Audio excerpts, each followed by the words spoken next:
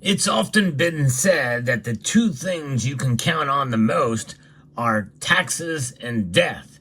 Well, I would like to add a third, and that is gold, especially after what just happened. I'll explain as we explore.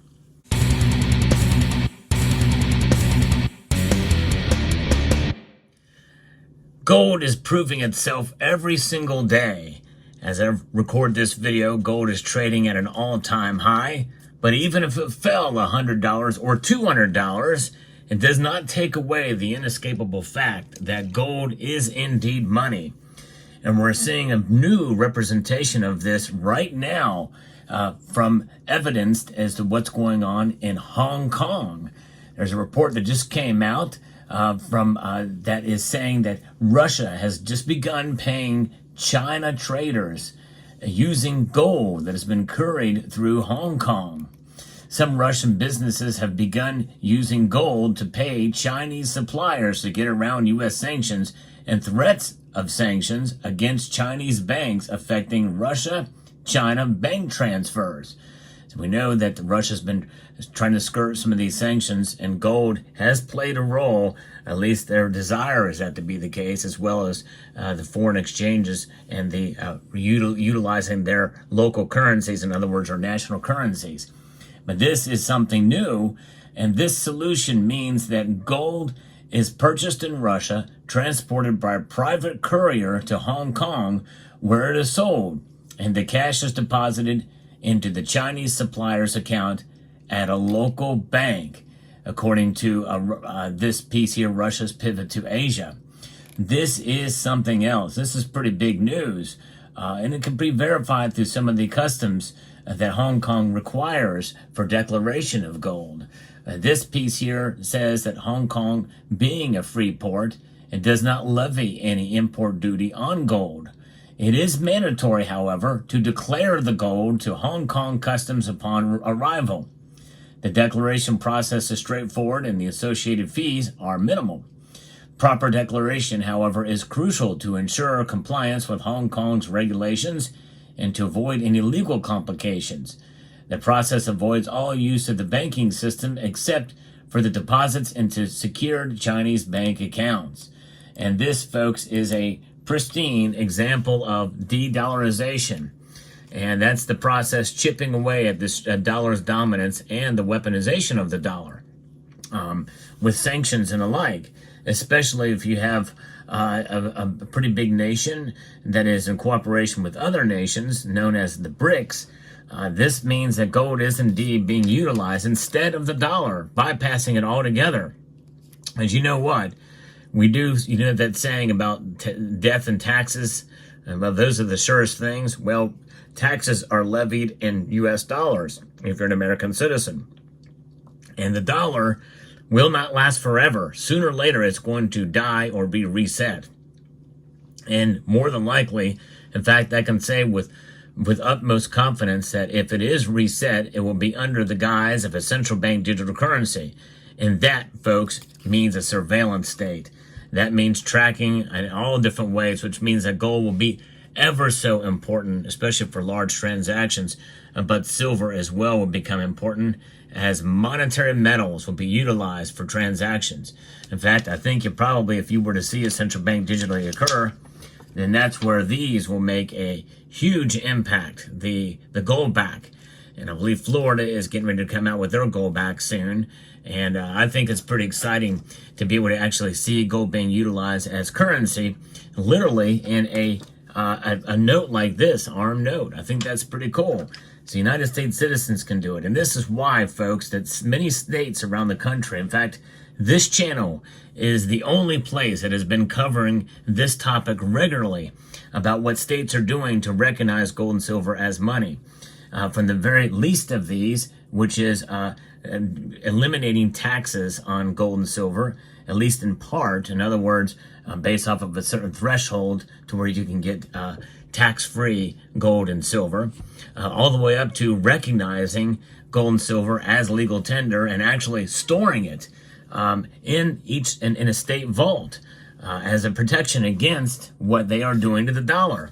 the Federal Reserve System, and the weaponization of the dollar. And so far, it looks like that Russia is finding success with this story about what they're doing with gold right now, literally using it as money in these private transactions with companies coming out of China. Russian couriers transport the gold. This is how they make the logistics work, and its ownership documents across the border, and obtain an authentication seal and receipt signature from Chinese brokers, who then provide cash, which can be used to settle transaction with Chinese suppliers. So, and of course, it's local cash where it's very fungible among the people. But, large amounts of gold that would come through, kilos of some of these transactions, would be impractical. And that's why, you have smaller sizes, and if you can sell it for cash, you utilize that cash. Totally untraceable. Gold is definitely the money to have, especially in these times. And we're seeing it on a global scale here with the BRICS nations, and with China and Russia specifically. But let this be a lesson to us, because essentially this is a huge screw you to the dollar and to the West in general, I might add. But nonetheless, the weaponization of the dollar, the fact that they're inflating it. And I'll bring it home to you here in a moment, because this is personal, no question about it.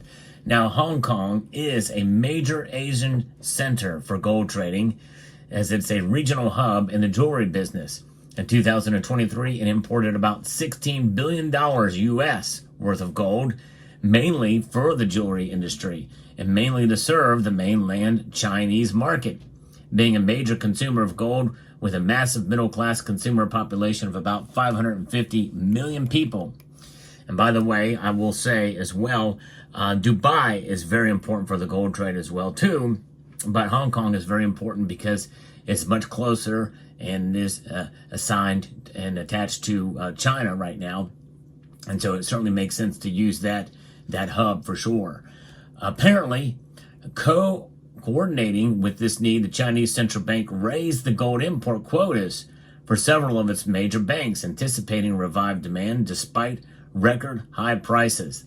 The new quotas, aimed at helping the People's Bank of China control how much bullion enters the world's leading consumer of the precious metal, were granted back in August.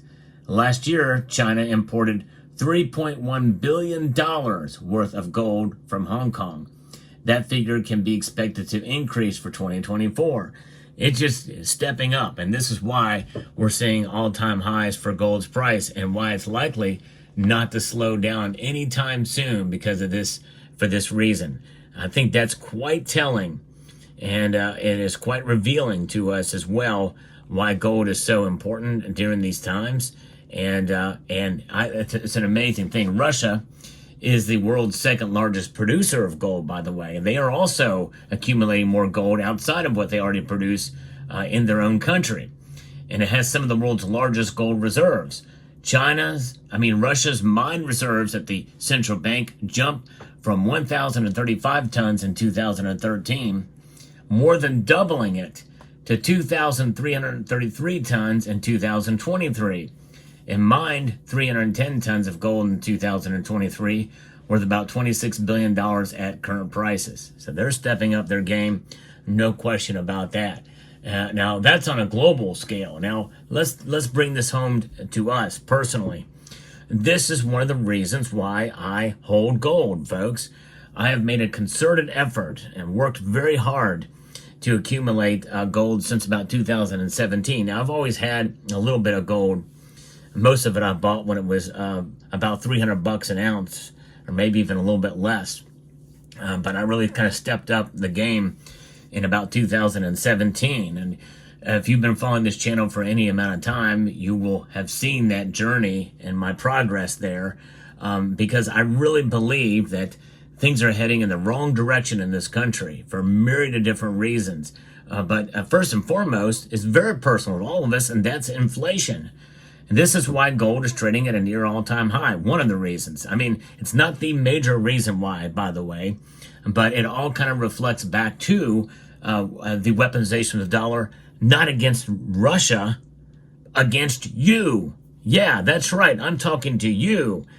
Every single time you go to spend money at the grocery store and buy things, you're seeing prices double and triple on some items. It's insanity. And why is that? Who's the fault for that? It is the Federal Reserve and the federal government. Now, it can come back to you as well if you voted for these politicians. By the way, it's Republicans and Democrats alike. So it's a little bit of a nuanced situation.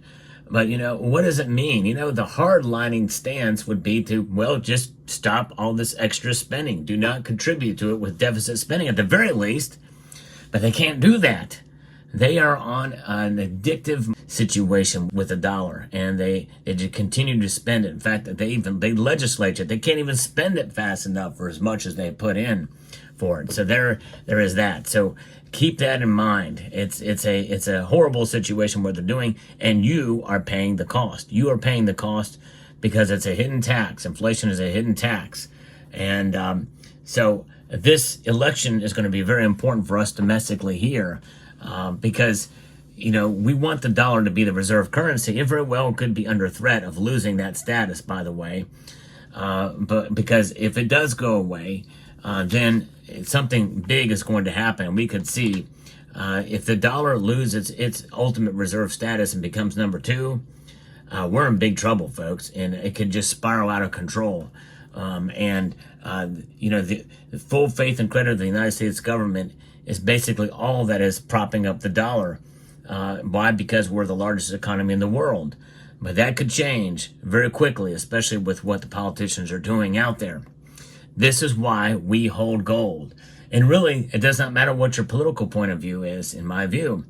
Gold and silver, by association, are wealth outside of the system. And that is so important, no matter what the price is, because you can have them, you can trade them, you can utilize them anonymously, and they maintain their value as opposed to price fluctuations. And there's nothing more valuable, I think, than having something that you can take and trade for a used car. With this little gold bar, you could potentially trade it for a used car potentially down the road. So think about that. I think it's quite prolific. Or if you want to get a little nicer car, well, you get these two gold bars, and you can exchange it for a fairly decent automobile.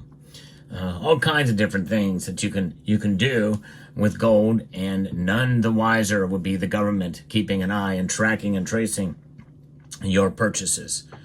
So that's why it's invaluable. Be your own central bank, get you some gold, and hold on. I hope you found this video informative, insightful, and educational. I'd like to extend a multitude of gratitude to you all for taking the time to watch, and to encourage you to please rate, share, comment, and subscribe.